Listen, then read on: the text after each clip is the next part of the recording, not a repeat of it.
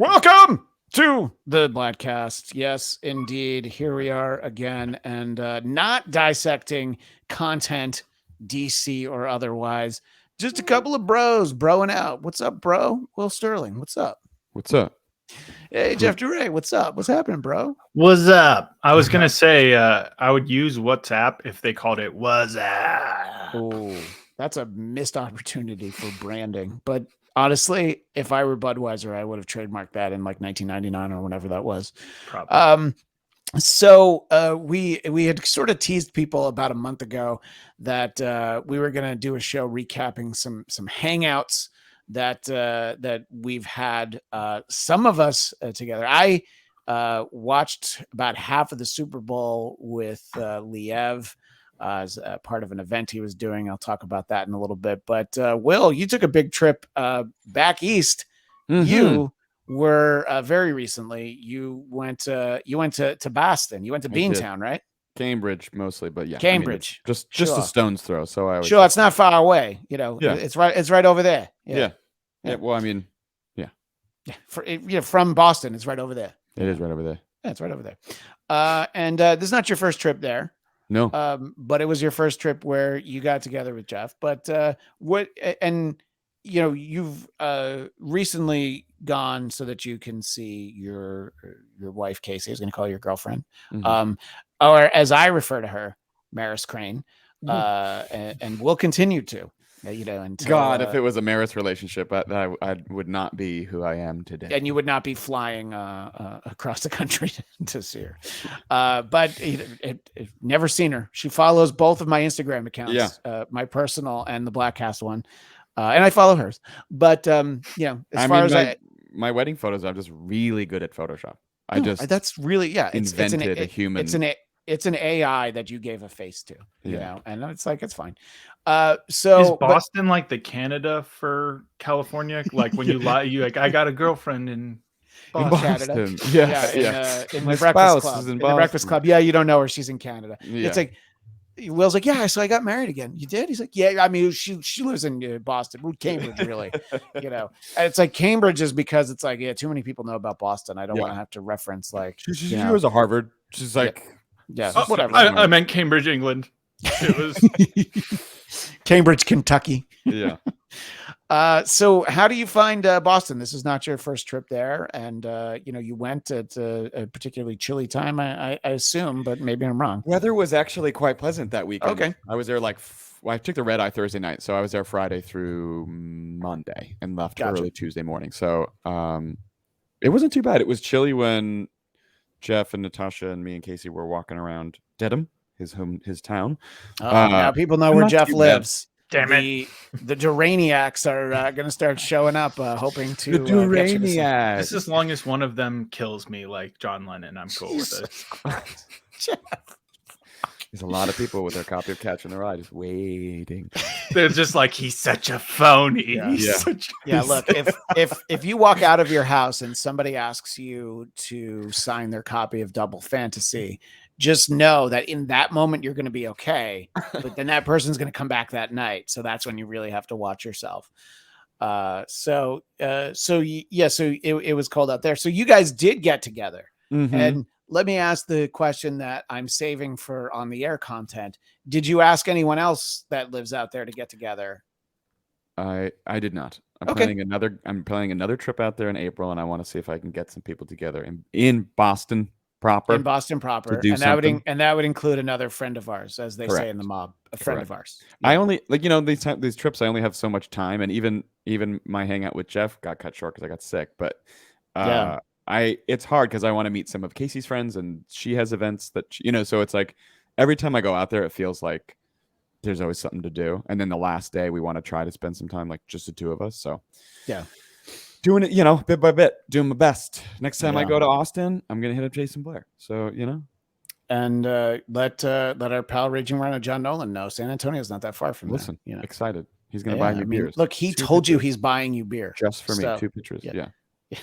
with the bendy straw. Yeah. Okay, so you guys got together, and no one took my advice and wanted to go to the 99 Steakhouse, right? No. No, we did not. All right. I mean, it would have been like going to the Ponderosa or the Ground Round or TGI Fridays, but all some high points of my life, especially You know me, Ponderosa. I'm an Applebee's kind of guy. Yeah, Christian. that's true. Yeah, that's true. Yeah, I do know that about you. Yeah. So you guys, did you what when you were putting this together, Jeff? You knew that Will and Casey were gonna come out there. Did you go like, all right, I gotta show them all the hot spots. We got to go to Bach Toyota. We got to go to the furniture store that has the good movie theater in it. I was like, I'm gonna show them everywhere I hang out. My basement. We did. We looked at we fished through his records, and he showed me his fucking dope sound system setup. That's and very you're calling it fished through his records because it's all Fish bootlegs of it is. the jam band. Yeah, that's cool. Mostly pressed on the vinyl. Yeah. Mostly just Fish on vinyl. Yeah. Mostly just Fish and then copies of Nickelback. Well, yeah. I have a lot of pictures. I have a lot of copies of Picture or photographs. And the soundtrack to Spider-Man 2 featuring the song Hero. Well, I know the other half is Evanescence. It's one half is Evanescence. Well, I know at your last place you had a nice little vinyl setup, and we would rock out to Shandy and other Kiss classics. Dude, have Shandy as the B-side on the single for whatever. What was the single off Unmasked? She's So European. Okay, so I'm the pretty B-side sure of that, I think, is Shandy. Yeah. My sister got it in Croatia at like a swap meet. And this was years ago. She was like, I know you like Kiss. I got these little Kiss records. And I was like, cool. And at the time, this was like when I was right out of high school. Shandy was not an inside joke with me and you because I didn't even know who you were. Shandy was a song that I remember, but I didn't remember the album Unmasked very well. But because when we went to the Kiss, this is just explaining for the audience. I know we remember when we went to the Kiss acoustic show. There was this guy, and by the way, at an acoustic show, it's a legitimate song to call Shandy. Just scream like so many times. And up until that point, hadn't clocked Shandy as a hit. Of my favorite Kiss tunes. Yeah. And now it's like, come on, that's like top 3. That's number 1. I mean, it pushed Short of Something right down and Just a Boy down to number 3. Oh. So did you appreciate Jeff's vinyl? Did you appreciate his setup, Will?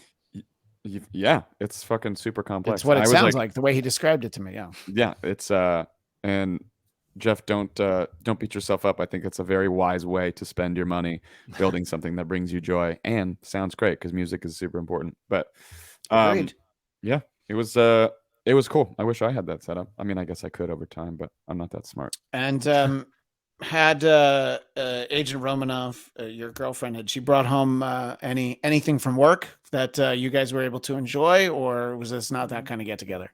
We didn't really go for that, I think, because we came over like fairly early. It was like closer to noon, so it was just it was more like originally. So not a wake and bake situation, is what you're saying? No, I mean we were baked, but we didn't ask them to get baked. Didn't want anybody else to be. Yeah, we didn't want to share.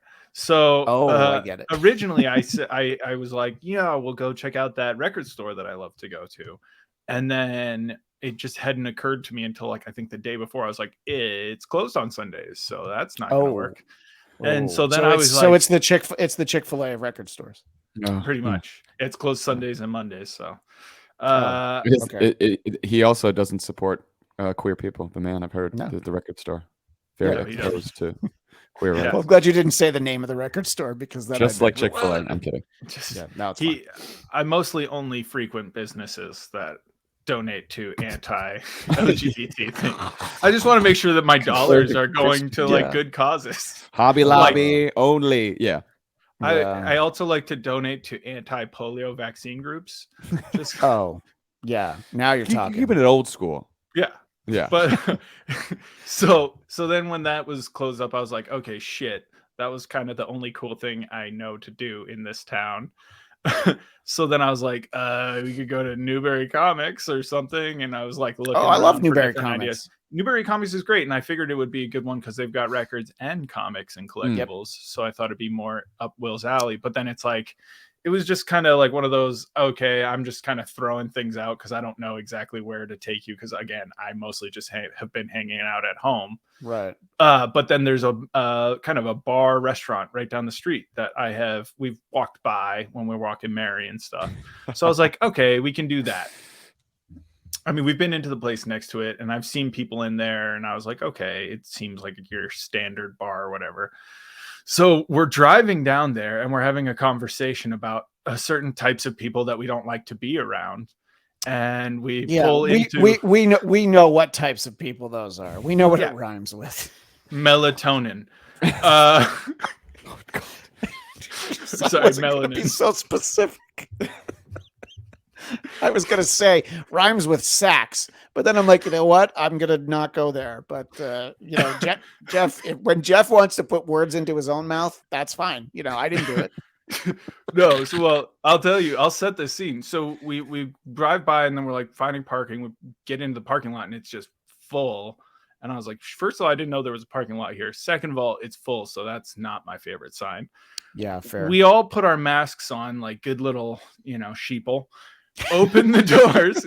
That's how these people must open the doors to a sea of unmasked eyes in this tiny little bar with like a live band playing shitty music. Turn immediately to us, look right at us with our masks on. I pulled my mask down instantly and told verbatim was like, pull your mask off or we're gonna get in a fight. Like, I don't want that. It's like the bar in 48 Hours. Eddie Murphy walks in and literally you hear the record scratch. It's like, we also, the funny part too is like we had this big rant because we saw a Blue Lives Matter flag on the drive over, and we were just talking about how Blue Lives Matter is inherently a pro-racist ideal. Those are the people we don't like, right? And so we're having this conversation, and then we walk into that bar, and I was like, "It's all Blue Lives Matter people, sweet, cool." And then on the walk back out, some of the cars had stickers for the Blue Lives Matter, and I was like, it's funny, not funny, but it's interesting because it's like there's like the tiers, there's like Black Lives Matter. You understand their cause, you can relate to it, or possibly some people, don't. All lives matter. You're like, okay, I know what they're trying to say. Fine. And then Blue Lives Matter. It's like, oh no. See, that's like, that's not the middle ground. Where's the common ground? Right. It's like all lives matter. You can be like, okay, yeah. I mean, do we want to talk about it, or can we just like, move past it? And all right.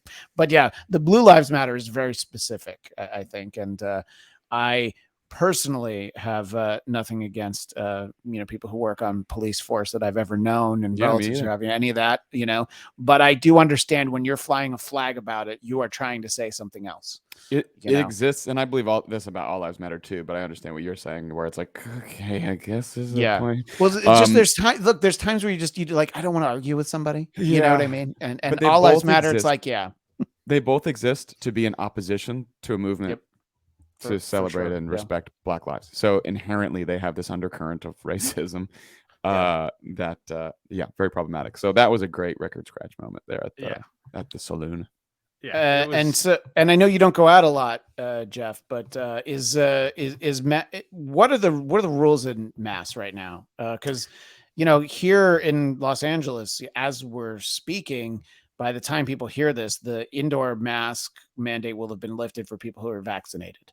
So the short answer of that is actually not Liev, but most other people we know should not have to wear them. But what are the rules in Massachusetts? I'm pretty sure that there's not a lot of mask mandates, but I feel like it's basically Massachusetts has adopted a very waspy mentality for all this, where it's like there's not a ton of strict like city mandates, but a lot of businesses will have them. You're not going to get a ton of people going in and bitching. Then you're also going to have people in there blatantly violating the things, and people are just not going to say anything to them because they're just, people here just seem like they're not interested in engaging in these fights at this point.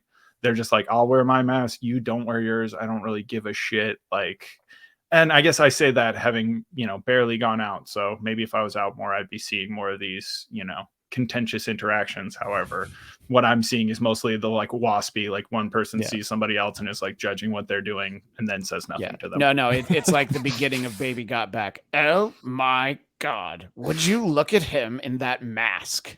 and it goes on from there. So, all right. So you go in and immediately like, it's like abort, mask off.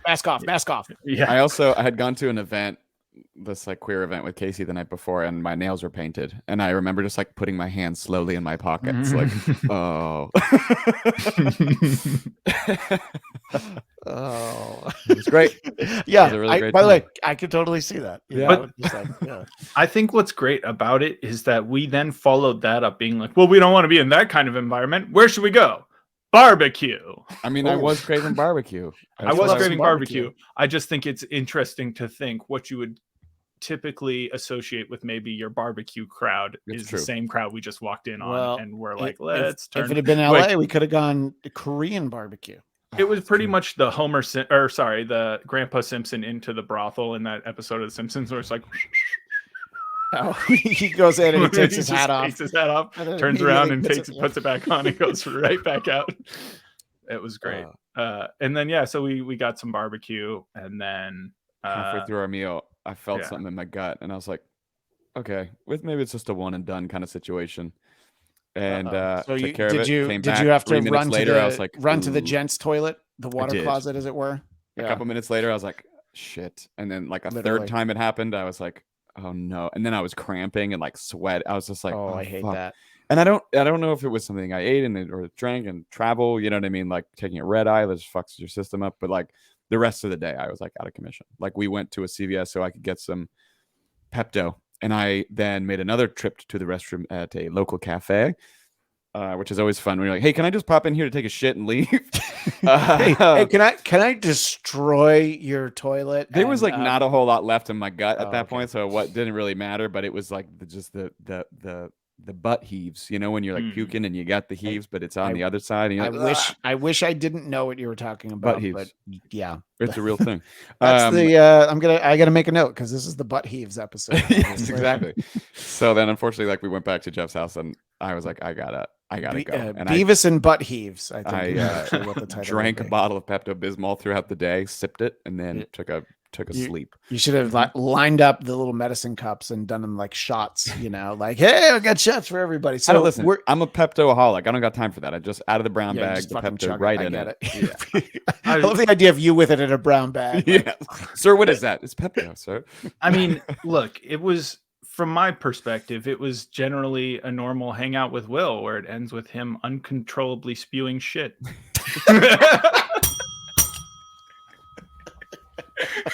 That's beautiful.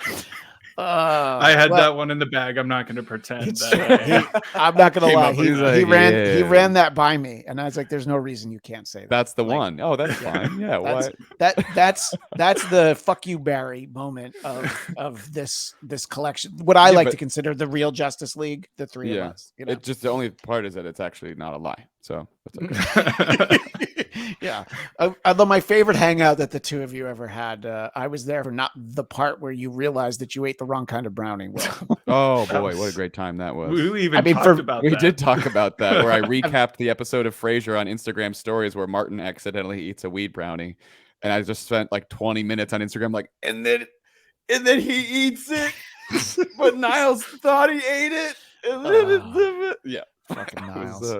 Great. That's second Frasier reference of this episode, and Frasier reboot happening for Paramount Plus, right? I mean, I haven't heard about it in a while. Keep saying it, but like, I'm so nervous. I know that's my favorite show, but I'm gonna watch it. Do you think it's Frasier doing a podcast? Probably. That would probably be the angle. Yeah. Yeah. What if Frasier has become like the Alex Jones of sort of he's doing Grammer's politics are a little bit closer to that. Yeah. Kind of why I said it, actually. I was thinking more about Kelsey Grammer than Frasier Crane. Which is weird because I do feel like when I rewatch Frasier, out of all the sitcoms in like history, it's like top 3 or top 5 at least that like there's still problematic things about it, but it's unconsciously like pretty progressive and treats things in a way that feels less cringy than like rewatching Friends and being like, oof. I've talked about this before. I'm surprised because as Will knows, earlier today I was getting a pump on the old Planet Fitness. No judgment, No lunk alarms, not Yep. when I'm there. Also, no link alarms as a typo, but that led to a fun interaction about Legend of Zelda. We laugh. We have It's a fun. great GIF. Yeah, we do what we can. Friends is always on when I'm there because it's on TBS. I assume all the time, alternating with Seth MacFarlane shows and Supernatural, Theory. the other television. Oh, yeah. And whenever I see it, I'm reminded of episodes, and I can't believe there hasn't been backlash to that show. It's not like real problematic, right? But it's like the male characters are always terrified of being thought of as gay, and it's always a joke. Somebody walks in, and like Rachel walks in, and Ross is showing Joey and Chandler like he's worried about like a mole or something on his butt. I can't even remember what it is, and just the look on her face when she walks out, and they're humiliated, and it's just like, I mean, there's so much comedy that is moments like that, and there's so much in it that I'm like, people are apparently like watching this all the time. Like they were upset when it left Netflix. It was the #1 rated thing on Netflix before it moved to HBO Max. And I'm like, are people actually paying attention to it? I personally, I'm like, I don't feel like people need to be offended by that. I just feel like they should be, you know what I mean? Because of all it's the things like we've been up our asses about, because it's like it's the same thing where it's like the people who criticize so much pop culture for just terrible portrayal of women. Right. But the rape and incest on Game of Thrones is never something that they complain about. Yeah, no. When something's like part of the cultural zeitgeist, no one has the fucking guts to be the person who says that actually this is a problem. Yeah. And I think Friends was that thing that was like, so many people loved it, of a lot of different backgrounds, because like everybody loved it. And it's like, nobody wants to be the person that's like, hey, I mean, people do sort of generally like, there's a low level hum of talking about these things, but enough time has passed, and I think cancel culture has had its moment, and we're kind of moving away from that feeling and idea that people are like, fuck it, I'm retired. There's enough things going on. Well, I have to disagree wholeheartedly, Will. You know that W. Kamau Bell has that great new documentary on Showtime. We need to talk about Cosby. I'll be launching. We need to talk about Marcel, the monkey from Friends. Oh, you can look for that later this year. What did he do to you? I'm crown. What didn't he do? I'm doing some crowdfunding for that. So good. We'll get to it. In any case, so I was trying to think like, how do we get to that? Oh yeah, Frasier, and that's what'll happen. So yeah, that was my favorite Jeff hangout, and Jeff, I really I think that was the only time I actually had some of those great burgers that you make, and I really didn't capitalize on that. You living that close enough. So, is that the double-decker one with the cheese in the middle? Yeah. When I come to visit you, we don't need to go to some racist saloon with swinging doors. I'll just be like, I just bought some ground beef, and you cook for me. I'm gonna listen to your records. That's what I'm gonna do. But so Will, were you sick, like not feeling well for like more than the rest of the did it ruin your trip basically, or was it just like, that was a bad afternoon? Shot. We took a walk. Like I took a long nap, and so did Casey. I think the food for her was made her like barbecue. I mean, sometimes it's not hit or miss. It's just like it can be a lot with like mac and cheese and coleslaw. It's like a lot of ingredients that can go south. I don't think it was the food for me because it was too fast how it all happened. But we took a walk and had like a salad at a restaurant like at 7:00, and then came back home, and that was it was all right. Yeah. Any truth to the rumor that you're just allergic to Jeff? There might be some. Okay. Look, I think I'm allergic to me. That would make sense. It's why I always use a condom, because I can't, skin to skin contact. Yeah. Most of the time I just dress up in a giant latex outfit, and that's not because of my confinement fetish. That's just because I don't want the diseases. He's like the slippery guy in the Watchmen TV show. Yeah. So Jeff, I feel like you're in on this scam that Will's pulling, but I'm going to ask you legitimately anyway.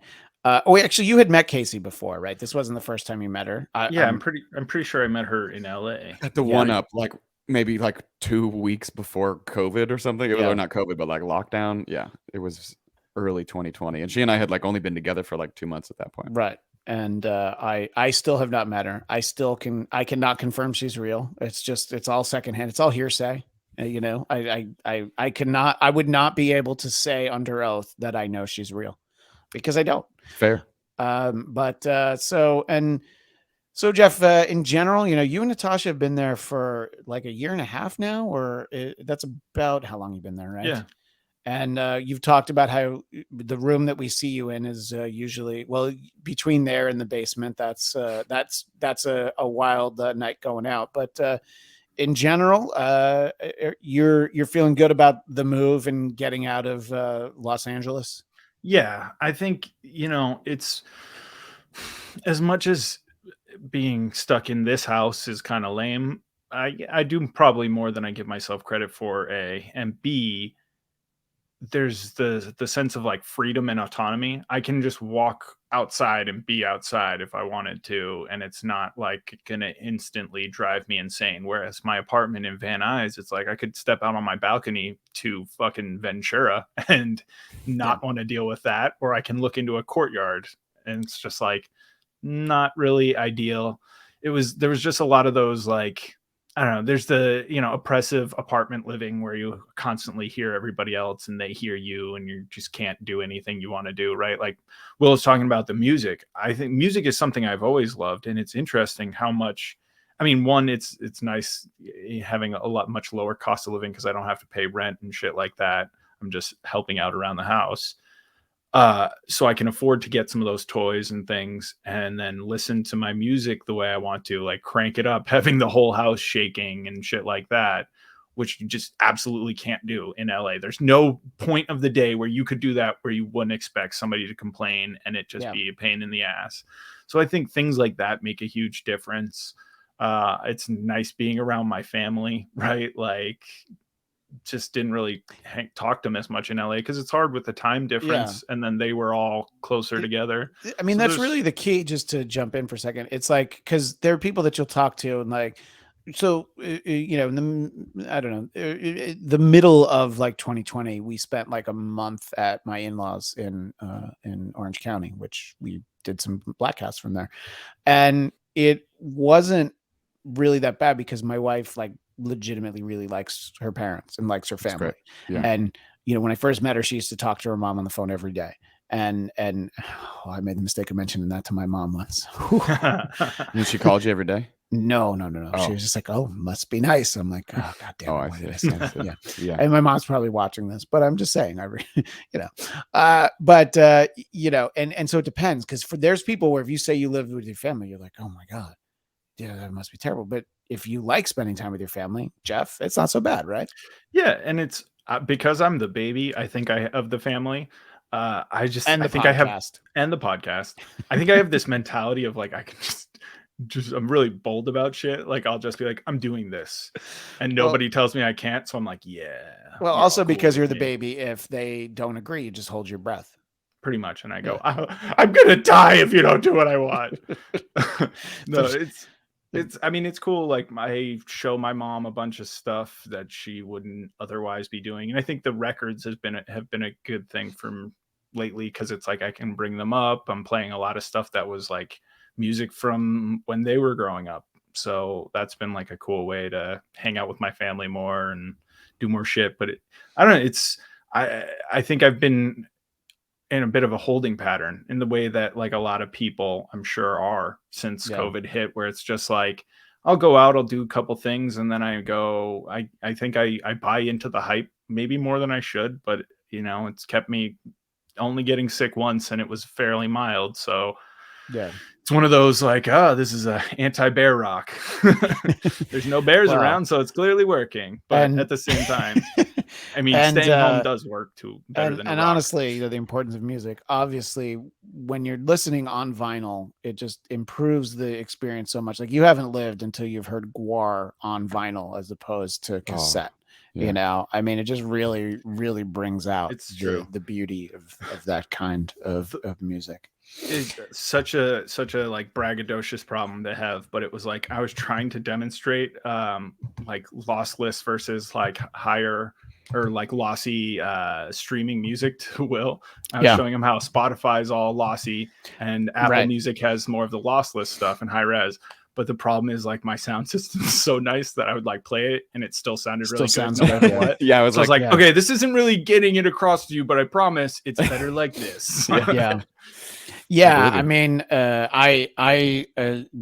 growing up a huge fan of physical media, but also just for the sake of practicality, I have a lot of friends who are big fans of vinyl, and I'm just like, it does not fit my lifestyle. The way to listen to music is usually with one earbud in my ear while I'm doing the dishes. So I have to be able to like listen. I can't go sit in a room and just like crank it up. And what you're talking about, I'd love to be able to do that. If I were able to live that life, I would. So when you can buy an album digitally when you want something new, but I'm like, I like to be able to look through it and all that. So I'll still get the CD because you can then rip that into your iPhone, So it's like, it's lost on me, like what's better. But you can tell on the streaming services that it doesn't sound as good, but when you're playing it through like an Echo, or again, as I wish it wasn't. I wish it was a lie, but it's literally one earbud in my ear from my iPhone. It's like, most of it's lost on me anyway. Yeah. So, well, I had a hangout with a great friend of ours, Liev, who has, periodically popped back into the show. And I saw half of the Super Bowl with him. And it was a lot of fun. It was at a place where he was doing a paid appearance through his work, a place called the Chuck Wagon. Mm-hmm. Yep, the Chuck Wagon. Nice. I don't think it's in Corona. It's near there though, Corona, California. And he does a regular like Friday night like DJ gig there, where he plays a lot of music that I'm sure Jeff doesn't have, but the people at the bar you referenced earlier with the no masks on, they would probably enjoy his set there. And it was fun. It was like this really like cool like patio outside, so I didn't have to worry about what you're talking about in terms of like bunch of unvaxxed Riverside County types, and just like, we're outside, it's fine. And the pool that he was in, he had like a square where whatever the halftime score was in the Super Bowl, and Will, I'm sure you remember the score at halftime of the Super Bowl. Sure. Will was invited to this event that Bujanski was doing, and we took the kids to my in-laws. It was like 20 minutes away, so I went for half the Super Bowl. And Will, why was it that you were unable to consider joining us for this event? In true Frasier fan fashion, I had purchased tickets to a play that evening that I was attending, starring Bryan Cranston. Not mad about that, but no. See Bryan Cranston. Yeah. I went to the theater. What play? It's called Power of Sale. It was good. I really enjoyed it. No, it's Breaking Bad the musical. So it was still great though. We left about like fourth quarter and finished the game like on my friend's phone, propped up on his dashboard as we drove out, and then we're peeing like 2 minutes before the curtain, and he's like, "They won," and we're like, "Sweet!" And then everybody goes silent because it's like, and now the play. Oh, that's perfect. Yeah. So we did get to see them win right before the show started. Yeah. But that's, and I thought that was the most Will response, was like, I'll be at the theater. Yeah. So, but anyway, so Bujanski had this square on like a pool where if that was the score, and I don't remember what the score is, but if it was the score at halftime, he was going to win $1,000. And so when you're watching it, when you're not the one that has money on a square like that, like we had a really low stakes thing with my wife's family, and everybody picked like you pick who you think is going to win. You think who's going to have the first touchdown, the first field goal. I picked the Bengals for everything because everybody else picked the Rams. So I'm like, I'm either going to win nothing or I'm going to win everything. And I won almost nothing. I got a little bit, but so someone else is rooting for the score to not change. It's kind of a lot of fun because you'd be a little bit of a dick, like, oh, it might be a first down, and there's like, no, stop. So, and we've all been around Liev when he perhaps has money on the line. Yeah. Usually not successfully, but this was successful. He did win $1,000. And his fiance Taylor showed up, who I don't know if either of you have met her. Nope. Yeah. I was told that No. we were similar, which is why I understand that they're getting married. That makes perfect sense. Snatched him out from under She you. was, and so like she immediately was able to explain like, the $1,000 is going to go to like the flower budget or whatever for their wedding in Hawaii. So it was lovely It's to a lot see of her. weed. Yeah, that he actually, Liev has a picture of the whole group of us that I realized. But anyway, he had a couple of like radio friends were there with him, and I had a couple of those tall boy. When I'm with Liev, I always drink Coors Light because I just want to fit in. Yeah. I feel like I'm so desperately seeking Tap the his Rockies. approval. Yeah, exactly. Tap the Rockies. And no banquet beers. That's too highfalutin for him. And so we've got these large beers. I had two. I don't know what number he had, but let's just say it's more. But I had to drive back to my in-laws' house and see my family and the extended family. But it was fun. Look, I felt good for him. And then we watched that halftime show with, it's not even the kind of music that I even kind of like, but that was still awesome. They're all hits. People were complaining that's about it, and I was like, "Fuck you! Everybody likes these songs. You're all wrong." It's music that I certainly remember. For me, it's like the end of high school, beginning of college. Like it's that era. But it's still awesome when you see great performances. There was like the year that like Lady Gaga did the halftime show. I'm not particularly a fan of hers, but she put on a great halftime show. Yeah. It's a bad halftime show that really hurts. Black Eyed Peas, I'm talking to you. Oh, yeah. But so, and that was awesome. And that was fun to watch with him because even though he works in country radio, I mean, there's really, he also loves Pitbull. He's very diverse. Better say it was 305. Yeah, Mr. 305 coming at you live. Woo! Chacarron. It was good to see him, and we have firmed up plans that Will and I are supposed to hang out with Liev at Rock and Brews. And I have a story that'll go with that when we actually have our get together, but hopefully that is able to happen sometime soon. Well, I'm glad you guys hung out, and Will, you said you'll be back in April, so yes. Maybe you won't shit yourself this time, but also maybe you will. Maybe it'll happen sooner. We'll just. I played him the brown note. It's my fault. Now, did you guys take a picture? Because I didn't see any pictures of you guys broing. We didn't. I realized after we left, I was like, fuck, I didn't even take a picture. That's all I wanted was a picture for the podcast. I didn't care if you had fun or not. I didn't care if you hung out with him. I just wanted you to drive to his house and take a picture. That's really all I needed. It's funny you say that because it never at any point occurred to me to take a picture, not even until just now when you talked about it. But like, oh yeah, we should take a picture. I just don't think about things like that anymore. That's all I think about. Right now I'm thinking about how we should take a picture, but well, it sounds like you had a good time, and I think that getting to sit down with Liev will be good. I talked a little career stuff with him because he's up for some radio awards. I want to know like what's next for him, and what what do you want to do? Sort of those big picture questions, and I don't know. For as silly of a person as he is on shows like this. We all know that there is a little bit, I wouldn't say there's a lot more to him, but there's a little bit more to him. There's a little bit of depth there. And I think we'll have fun catching up with him. Are we going to go to a Tim McGraw concert? I'm willing to go. We'll have to figure out if you're willing to go. I was going to text you and be like, if you want to go, I'll go. Yeah. So we'll see. It's more time away from my family, so I definitely want to go. Anyway, so we'll talk about it. Maybe that would be fun. Maybe we want to go. I don't know. Wear my hat. So in terms of depth and seriousness, I wanted to wind down our chat talking about something that I think it's good to have this conversation. That people who follow Will on Instagram are aware of this.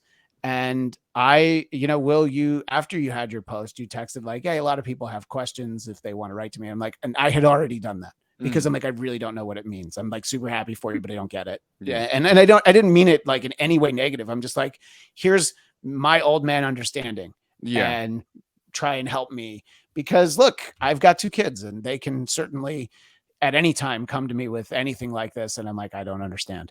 Sure. So this sort of means that there's a handful of words we don't use on the Bladtcast, but then there's one word that we used to use that we don't use anymore. Yes. And we completely understood, because we never meant any bad by anything bad by using the word queer. Yeah. And we usually used it in the accent. The Massachusetts accent. It was like the very like Archie Bunker way to use words. I mean, it's still something that I hear myself doing, and I'm like, yeah, it's ingrained. You know what I mean? So no, but there was never any. No, but at the same time, it wasn't like one of those things like, and we can't say this anymore. Fuck it. You know, it was just like, okay, yeah, I mean, that makes sense. And let's be honest, those characters had gotten a little stale, Jeff. I think we'd gotten everything we could out of that voice. Yeah, I mean, they're already doing that My Cousin in Boston commercial thing, right? Oh, are they? There's that what is it, the Sam Adams, so like my cousin from Boston, and then there's just like the douchebag Boston guy who's like, come on, we're gonna get in the fucking car. Yeah. Like the Chris Evans and John Krasinski, and who else was in it? Not Louis C.K. No, lady. Anyway, the best one, I think the best Boston thing was the Casey Affleck Dunkin' commercial. That was good. Boston. Did you see the when Bill Burr hosted SNL? They did a fake Sam Adams commercial where like a dad and son just kept getting into fights, and it was like yeah, I kind of feel like this really is the commercial for Sam Adams. Yeah, that sounds more accurate. Yeah, but anyway, so Will, I think that obviously this is something that you'd been thinking about for a while. If you're going to make an Instagram post, and I don't want to try to explain it to people, but I asked you ahead of time. I was like, oh, do you want to talk about this on the podcast, or could it come up? Because I don't know, we have a mixture of different people who regularly consume the Bladtcast, some who occasionally check it out, and I think there's value in everyone, just sort of having this conversation. And the world is very confusing these days, and there's a lot of different things, and when you legitimately don't understand something, like I admittedly did not, I think it's a good conversation to have. So I mean, so like the technicality of it is saying like I came out as queer, and so like that's exciting, and it's good. It's nice to be like able to not like there for so long. I didn't realize like and like to going to therapy and thinking about a lot of things, like how much of my life has sort of been on this like path, but I could just sort of choose the path of least resistance and be like, I guess not. I guess I'm really supportive. And as I got older and was in more queer spaces and different places and with more people and that community as friends, being like, I want you to know I can support you as much as, and so it's just I felt like I was being like, I'm really, really supportive, like to a point where then finally I was with somebody, Casey, who identified as queer. And I had dated a girl who was bisexual before that. And so like there is this, I think, assumption for people in the community have all been like, obviously very loving and supportive, but a lot of them has said, and I agree to a certain degree, they were like, just remember, like, you don't have to explain this to anybody. And I was like, right. That's true. That's fair. I don't. But I think part of the process and the understanding for me is sometimes I have to externalize things and talk about them out loud in order to really be able to wrap my head and heart around it. So knowing that, like, I think there's this assumption like queer is part of the acronym, but now we kind of say queer community instead of listing off all the letters. Like people don't often say like LGBTQIA plus. They do, and I do sometimes, but it is kind of a mouthful. And I think we've sort of taken it to just saying, queer community, queer culture, which I appreciate and value. But to me, the label of queer, funny enough, is sort of like kind of the one that exists the most nebulous. And that's what I enjoy about it. Like the term pansexual would, I guess, be like a shelf. Like, where would I find you? Next to the soup or the coffee beans? And it's like pansexual is like somebody is attracted to other people regardless of gender or orientation or anything like that. So it's like everything's on the table. But I think that there's also this idea that like, oh, for guys who are bi or queer or anything like that, there's a sort of for women too, but for guys, it's like, it's funny. I read an interesting article about Peacemaker and his bisexuality, and somebody had kind of mentioned something about it. The writer mentioned something in a way that I thought was really kind of poignant. And he said, when these characters are the only depictions of male bisexuality that we ever get in movies and on TV, it flattens our understanding of what it means to be a bisexual man. instead of seeing the many diverse ways that men can be bi, whether that's mostly straight men who occasionally pursue sex with men, mostly gay men who periodically enjoy flirtations with women, men whose sex and dating history includes partners of a range of genders, or other experiences entirely, we're stuck with a limited vision that reinforces the idea that male bisexuality is nothing more than overflow of indiscriminate horniness, that bi men are nothing more than straight men with a broader sexual appetite, rather than entirely separate category of man with its own relationship to sex, intimacy, and masculinity. And so I think for me too, it's more emotional than it is sexual, and it's more knowing like my preferences in like relationships are broad, but being with a woman who identifies as queer opened the space for me to be like, oh, I actually don't have to worry about a partner who, because there's still a lot of this in straight relationships, internalized homophobia that comes out in a lot of women who are deathly afraid that their boyfriends or husbands might secretly be gay,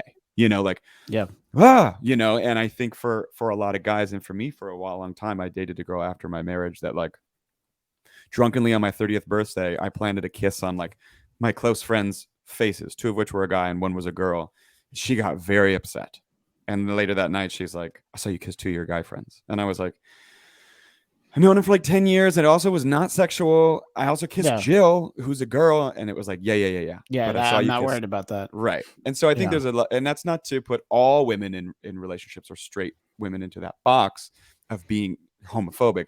And I actually don't think this girl meant anything wrong by it. I mean, and I do value that relationship. I'm assuming still. I know who you're talking about, and Yeah. I know where she's from in terms of what her upbringing would be. And look, when we get to what I talked to you about, my upbringing completely factors into like, here's why I need to understand what this means. Right. And you just, again, not meaning anything, just being concerned. And look, I think that I've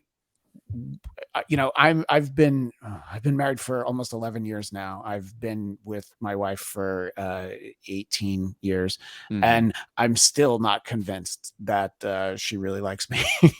I'm always concerned of like, what does that mean? Yeah. And that's just, it's honestly a self-esteem thing where you're just like, well, how could anybody want 18 years of this, but so I can understand that. And I didn't know her well, who you're talking about. Seemed like a nice girl. I don't think she meant anything. No, I don't either. I don't think she's a bad person. I think she just legitimately is like, what does this mean? Because I don't know people who act that way. And I wasn't in a place yet where I was really confirming anything. I was like, I guess I'm just really friendly. And it was people I'd known for like 10 years. They're like my family. So this would be safe to say that this was in the spring and not the summer of that year. Because what you referred to that summer was the summer of we gay. talked about how everybody needs a summer of gay. The summer of gay. Yeah, it was the fall after the summer of gay. Oh, okay. And I got the timeline all mixed up. Sorry. Yeah. Turns out the summer of gay was a lot more than just the summer. That summer has not ended. It's an Indian summer. It's like COVID, it's still going. So summer.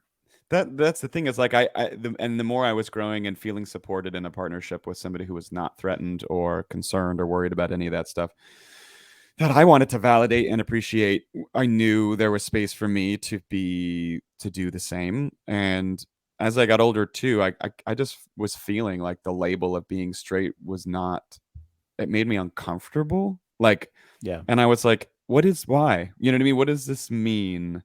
So it took a long time, like it wasn't a lot of these, like you said, insecurities about certain things. I certainly still have plenty, which is why I think to a certain degree, I feel like I need to explain myself because I haven't been out. It's been a fucking day at the time of this recording. Yeah. So there's not a lot of swagger behind it or confidence because it's brand new. And so I do feel like I need to over-explain myself because I am an oversharer and an over-writer and an over-explainer. But it is helpful because I think that queer terminology is confusing for people, but that's what I like about it because it allows flexibility and evolution and change. So should new things pop up and orientations and whatever, it's nice to know that it's all okay and it's all part of what I like about humankind and what I find interesting and desirable and it doesn't necessarily mean that all those things are also sexual. You know what I mean? It's just it's a lot of different things. And so I think being able to use a label that says like, I'm just looking forward to being able to continue to be myself authentically, no matter the path that where it leads and what we continue to learn as a culture and as a society, that it's all on the table. And to me, that's very exciting and very, I feel very seen to consider myself part of that because, it's just, it's very freeing. So. Yeah, no, and that's why I read it, I thought about it, and so I wrote to you. The first thing I said was, well, I'm very happy for you because this must feel great. And then I went into like, I just, and I had all the caveats before it. I'm like, but I don't know what it means. Right. Because, growing up, the word queer really was synonymous with gay. And a slur, really. Yeah. Usually homosexual. Yeah. I mean, there's an organization that I assume still exists. It was called Queer Nation. Right. I mean, that was like the only one really. And so, it did typically have a negative connotation, but it usually referred to gay men because women were lesbians and men were queer. Right. And that was and so that was like kind of like my whole life. I just always kind of associated it with that. Yeah. But you being married to a woman and you can go into what it means to be a woman and, whether somebody biologically was born one, but Casey was, as far as again, don't know she's real, but my assumption. Right. To get into the nitty gritty of the words, that's hard for people to keep up with. So that's why I was just like, okay, I could have these questions and talk to Will about it over some beers at Rock and Brews, or I could just text him. Yeah. Or awkwardly have it on the podcast and not let you know that I, but go ahead, Jeff. Well, I think what Christian's trying to ask here, Will, is, does this mean you're gay married? That's a good question. I guess it does. Wait, yeah. I have to get you a different card than the one I've already bought. Oh, so. That's okay. But I think that's the thing too. It's like, I didn't buy you a card. I know I got married in October. I never fucking got one. Because I haven't met her. That's true. That's fair.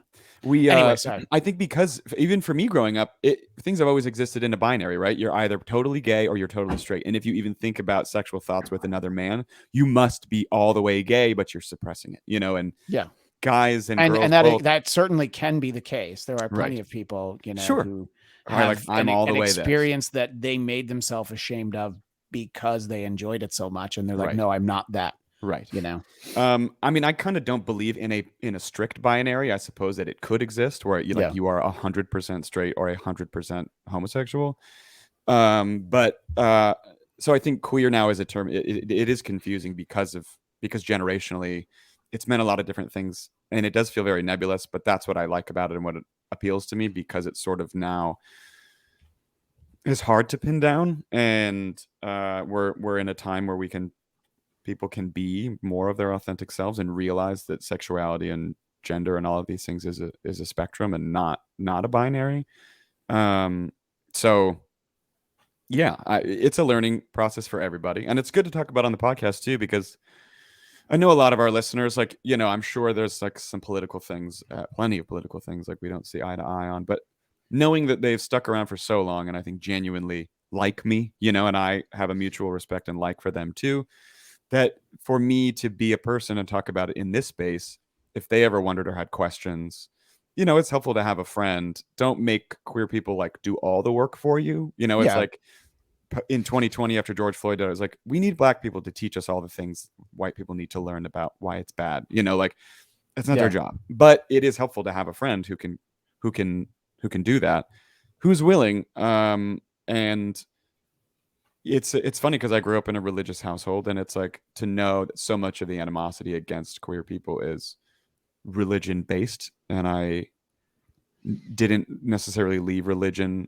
because of that entirely. That was a huge part of it, but it's not a choice. It's not it's like not one of those things that people feel. And all this legislation that's happening right now, especially in Texas and in Florida and in different places against trans kids and stuff, it's just really bad. It's like people just out there fucking trying to live their lives. And as much as and years ago I heard someone make the point that it's worth reiterating that like if it was a choice, a lot of people would not choose it because it's like I'm choosing to make my life more difficult. way harder. And that's why, well, I can't, I can't relate to all I can do is sympathize. I can't imagine what it feels like for someone who is trans and they just feel like they're not who they are and they want to be someone else.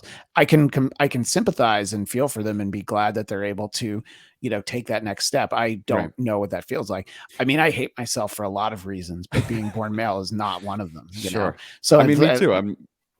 I don't identify as trans, obviously. So it's that's a whole other thing. Yeah. But well, and one of the things that I messaged you just on this point with religion was like, if you believe in Jesus, the Jesus that I was taught in Sunday school, it wasn't Jesus loves everyone except for the gays. That's what it's always so it's like, no, he loved everybody. Right. It's like he'd be like, great, you know what? I think you need an extra big hug because so many people are being shitty to you.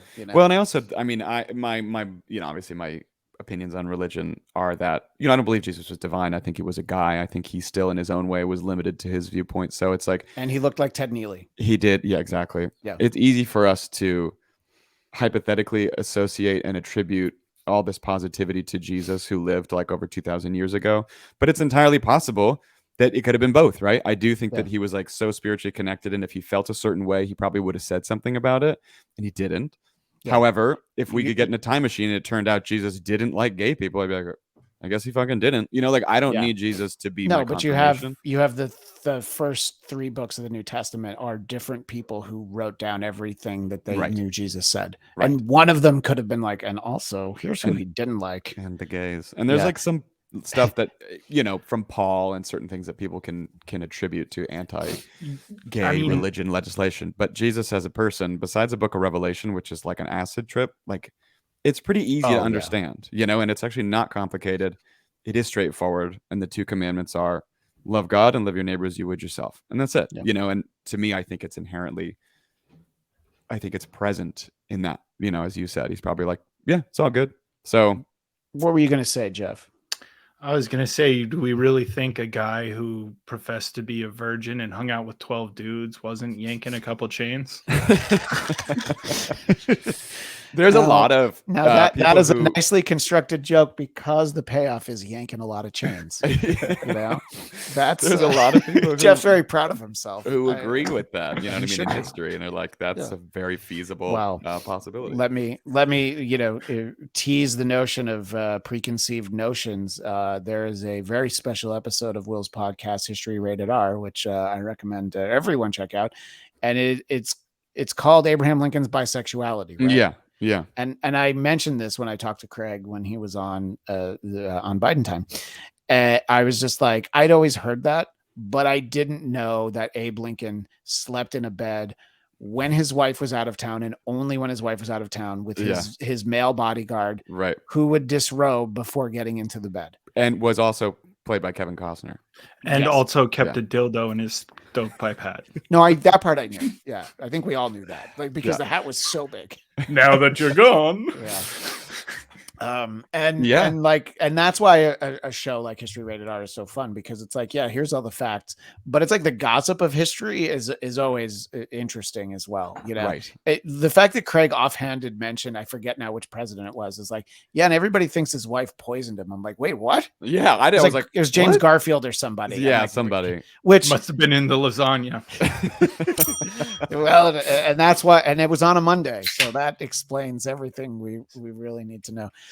So anyway, I know you were trying to, I think, go somewhere, but I wanted to. Well, just saying that our audience, I just speak to the audience as people who I think do have that mutual respect for me as per somebody, to know that, like, if you've ever considered in your personal life that queer people of any kind are deserving of less rights than yourself, know that if you do respect somebody like me, reconsider. Like, it's not worthwhile to continue legislation or belief systems that harm other people and benefit the self only, or certain groups of people. When we talk about being free, that's got to be across the board, and there is no gay agenda. No one's coming for your kids. No one's, you know what I mean? Like, the fear around it is the powerful thing that gets people whipped up and motivated, I think, to do things that they otherwise wouldn't do. I think people on their base level are empathetic, caring individuals.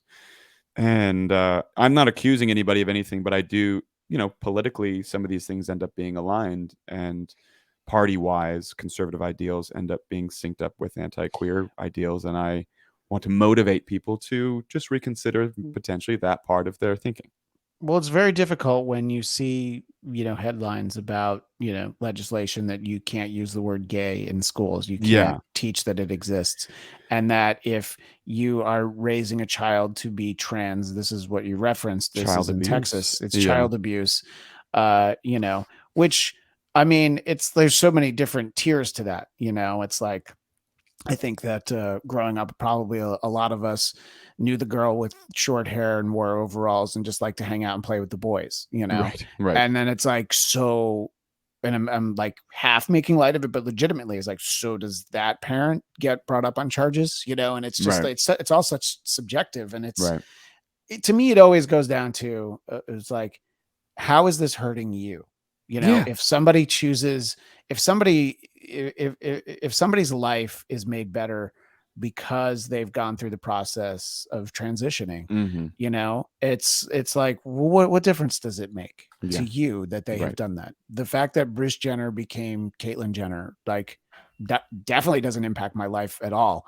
The only thing about that person's life that it could potentially impact us is the way that they drive. It doesn't have anything to do with anything else. Immediately became a worse driver. Yeah. Well, come on. But and I think that, and I jokingly, I texted you. I was like, well, we already lost the one listener that I think would be the one most likely to be like, oh, I can't listen anymore. Yeah. And that was when we had the audacity to point out that Donald Trump was not handling his loss in the election as well as he could have. Yeah. And he said he would give Dominicus Saxon his Bladtcast t-shirt. He still has not. Dominicus Saxon referenced it. Yeah. True to your word. Man of principle. I totally forget who this is. I can't remember his name. He's a guy who apparently made it like 450 episodes into a podcast. I thought this was somebody we actually knew. I knew about that guy. I thought there was somebody else. I remember his name now. Yeah. Jump ship. But yeah, you know what? I can't put things in the comments. I don't know if I can. No, I don't know that I can do it. Oh yeah, I can put it in the private chat. Yeah. So, but I agree. I mean, but anyway, how does it affect you? That's a good question. Yeah, and that's really what it is. It's like, and if somebody has an answer to it, this is how it hurts me. Let's have that conversation. Sure. And by the way, that guy tried to kind of backpedal a little bit because he like complimented the final episodes of the Dennis Miller option, and I was such a dick. I would not give an inch. And I was like, I promise you that those episodes were good only by accident. We had no intention of it. And he was like trying to give me credit, like give all the credit to Lindsay because clearly I didn't do it. I just wouldn't let him back in. Yeah, that's so funny. Honestly, felt good. Good. Yeah. He works out in that Bladtcast shirt, sleeveless, which is fine. Yeah, sure. Exactly. Yeah. Anyway, Jeff, I know you were quiet taking in a lot of this, so I don't want to exclude you. Yeah, go ahead. We were talking about the Texas law of child abuse, dressing or the trans stuff, right? Mm-hmm. Yeah. The only good that might come out of that is then we might be able to charge child abuse to like parents that dress their kids in Ed Hardy and stuff like that. Like, some good with the bad. Yeah. Yeah, it's like if your child is of a certain age and they, if they're like 8 and they have a 10-gallon hat, I think that is far more egregious than trying to, and look, it's a tricky conversation that I had with my wife a long time ago, is just like, what do you say if your child comes to you and says this, and it's, I don't know what the answer is. It's just that the important thing is that they know how much you love them and you want them to be happy, and you try and figure it out, and if, I think and there's no state where you can go through the transition process and hormones if you're under 18, and I think I don't see a reason why that's bad. I think you just need to be sure that that's who you are. And there's, and again, I know even less about that. I don't. Well, and I know couldn't anyone. speak to it from person, obviously. Yeah, So it's I like, don't. I honestly, I don't even know someone who's trans. oh, really? Yeah, Okay. I was thinking about it. There's like I sort of crossed paths once when I did that sketch writing, that all day show that you guys both came to at Upright Citizens Brigade, which that is an empty piece of real estate for a long time now. I drive by it every time I take Lucy to the children's hospital. But anyway, and there was someone who was clearly biologically a man, but they were dressed like a woman with a skirt on. And in that setting, I didn't say anything, but I'm like, in that setting, because it's a comedy show, I'm like, is this a bit? Is this a character? And I'm like, no, that's just, and I don't even remember what the name was, but they referred to this person by a female name. So I realized, and that's like the only time that I've, encountered someone, I've spoken to someone who is trans. It's just even living in Los Angeles, I really just don't know anyone. I just made a new friend named Leah at a bar like last weekend, and she was just there by herself, like dancing, and I like to dance, so we were kind of like dancing together in like a friendly way. It wasn't like a and so we just got to talking, and she's moved here just in October, has 0 friends, and just goes to bars like on purpose to try to make friends. And I was like, you got some fucking guts just doing that. You know what I mean? Like, here all alone trying to rebuild something. And we just chatted a lot, and she's very sweet and had been previously male identified and was in a marriage with a woman, and now she's out and living her life as a woman. And we walked her to her apartment, and then my buddy, after she's inside the building, kind of made a comment, like he wanted me to acknowledge that I knew that she, as people still kind of look at trans people, be like, I need you to say that like they're actually a guy, or something like that. And I was like, bro, what fucking year are we living in? You know what I mean? Like, you clearly know that this is how somebody identifies. Like, respect that, because they'll do it for you. No one's being like accusing somebody who's straight of like hiding something, so it is, once you make friends and people, that the conversation obviously continues, and it gets easier. And to me, it gets more fun and more fascinating. Like, if you drive the country coast to coast, you're going to see a lot of different shit along the way.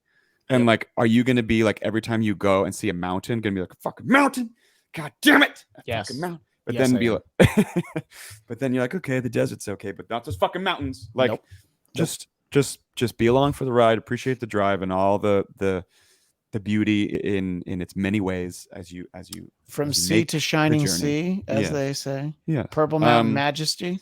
And life is the same way. Diversity is part of life. So just like, get on board. It's a more fun ride if you just let go and let yourself be part of something that's moving towards progress, as opposed to something that's desperately trying to stay the same, when life is nothing but a gradual arrival at death. You know what I mean? It's like, we got no choice in that being the ending for everybody. So we might as well just be kind and courteous and loving along the way. Life is filled with Beavis and Butt-Heaves. I mean, in all honesty, and in every Beavis and Butt-Heaves. Yeah, well, I'm mentioning it again because I already decided that I'll title the episode that, and I actually remembered. I usually forget. It's a lot of like, what was I going to title it? I'm like, I don't know, just a bunch of other dumb random shit.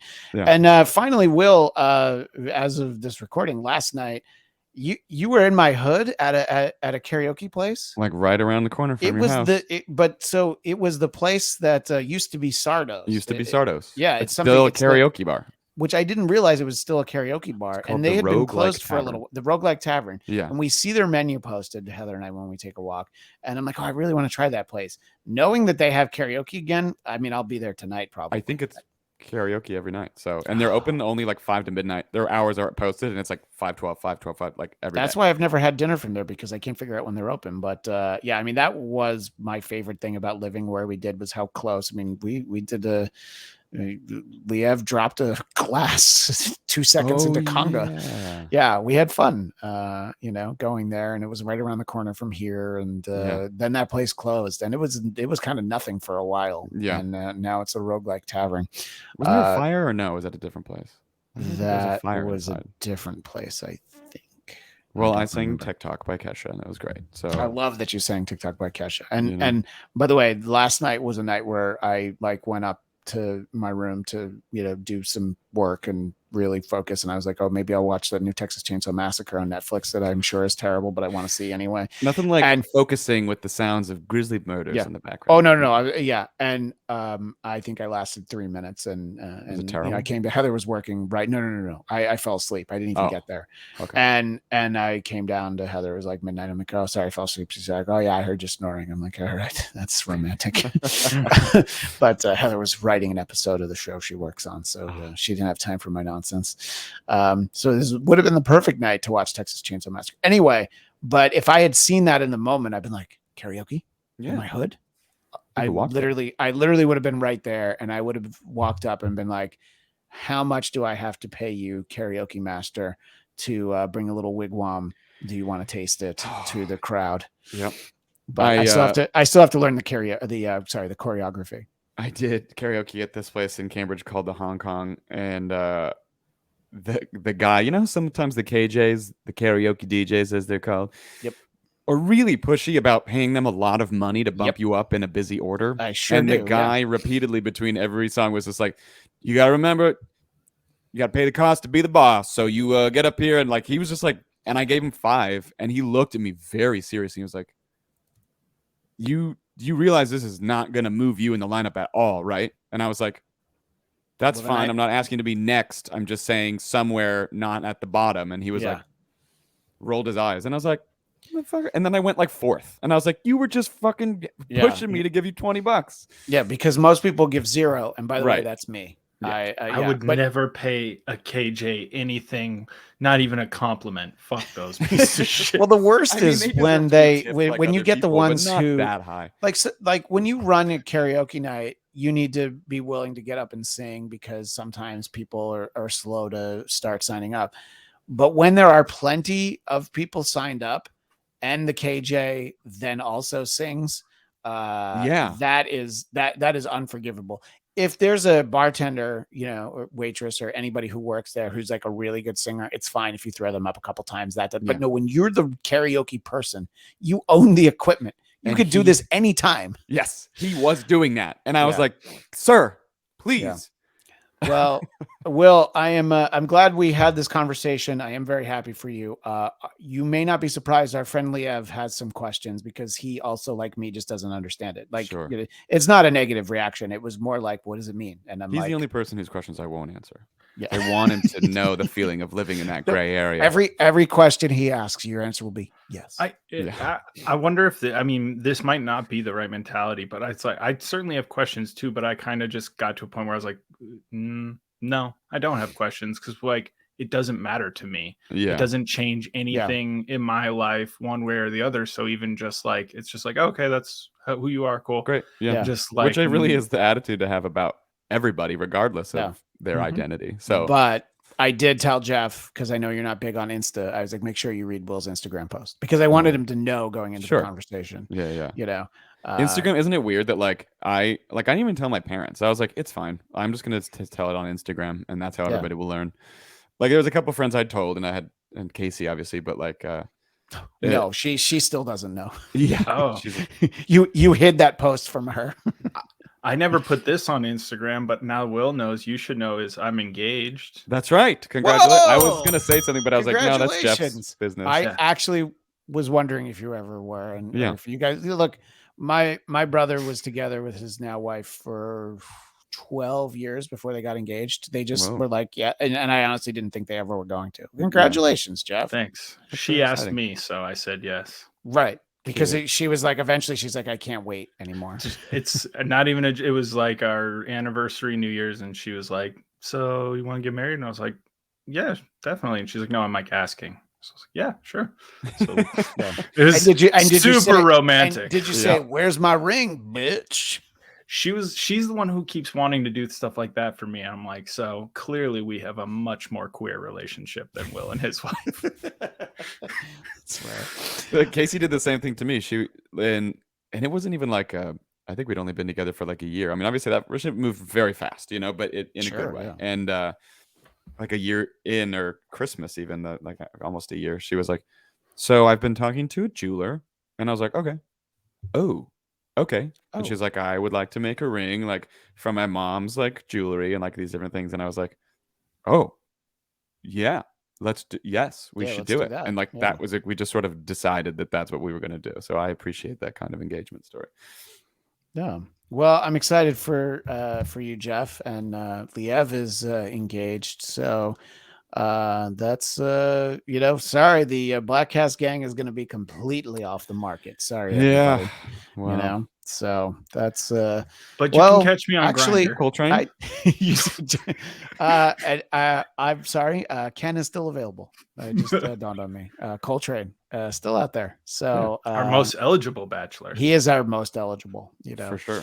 And when we had everybody on and his microphone wasn't working, I think it was really lost on the audio only audience. Yeah. Just how funny it was, because Liev commented on this to me when I saw him. Just like when he couldn't talk, but you could still see him on the screen. And then I just jokingly said that we all had small penises, and Ken just had this look on his face like, come on. Yeah. And I was like, oh yeah, people Just really start accusing him of things he can't defend. Yeah, I know, exactly. So that was anyway. Well, this is a good conversation, and if one of our regulars in the audience, I'm not going to name anybody specific, but if they're like, I don't understand, it's like they, I'm assuming that our crowd who's still with us after all this time, won't think negatively of you, but they might just be like, I still don't understand what it means. Sure. I'm sure you wouldn't be opposed to one of them reaching out to you and just being like, hey, I'm happy for it's literally what I said. Yeah. I'm happy for you. I don't quite know what it means, because for me specifically, it was the definition that I had of queer was like, so are you not married anymore? Or, you know what I mean? Like that was not, I don't think I took it quite to that. I didn't ask you that, but I was like, if I follow that logically, that's what it means. And I'm like, I don't think it means that. That's why I was like, I need to talk to you, because that assumption too, that like, it also, a lot of people are like, does that mean you're in an open relationship now? I'm like, no, we're still in a committed monogamous relationship. Yeah, I mean, I know it is sort of like a confusing thing, but like I said, like I'm always happy to answer questions. I will say that like I would appreciate only asking questions if you genuinely want to understand, so you can live a more fulfilling life. Not interested in wasting my time answering questions if you want to find new ways to dislike somebody or be, So you don't want Paul P to reach out to you? I would not like Paul P to reach out to me. Okay, that's fair. What were you saying? Can I identify as queer to get in on the gay pride parade and then just like de-identify afterwards? You can show up straight and be be part of the parade if you'd like. Jeff, I would like to see you in blowing my mind here. That's always welcome. Always welcome. Well, everyone is always welcome to the Bladtcast, except for the person we were talking about earlier. Actually, and Paul P. There's two people who aren't welcome.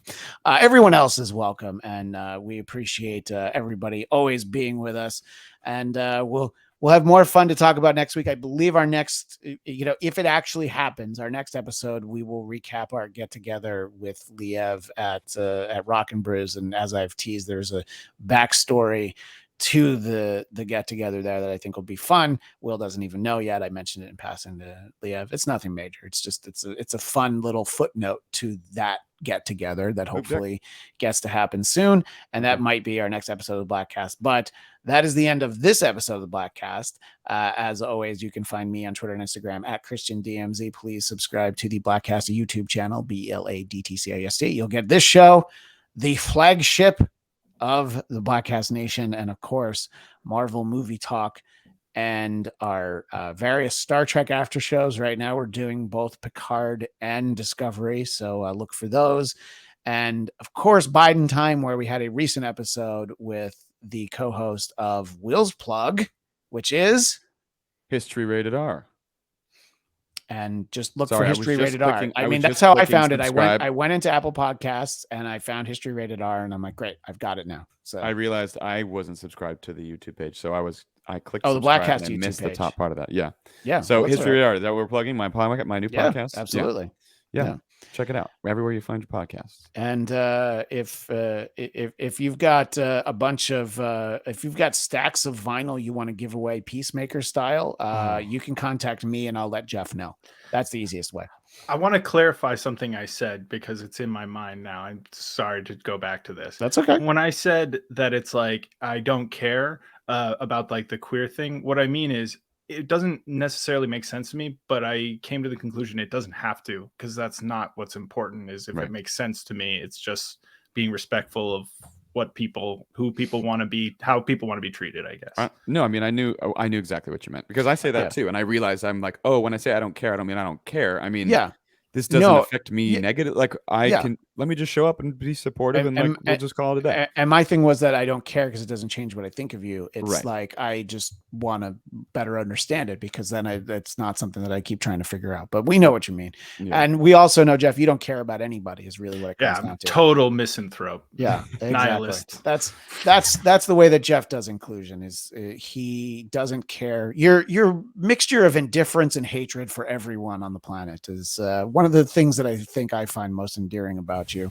But that is all for this time. Another 60-minute episode that this time went 80 minutes, where a previous 60-minute episode went a full 90. I see how it works.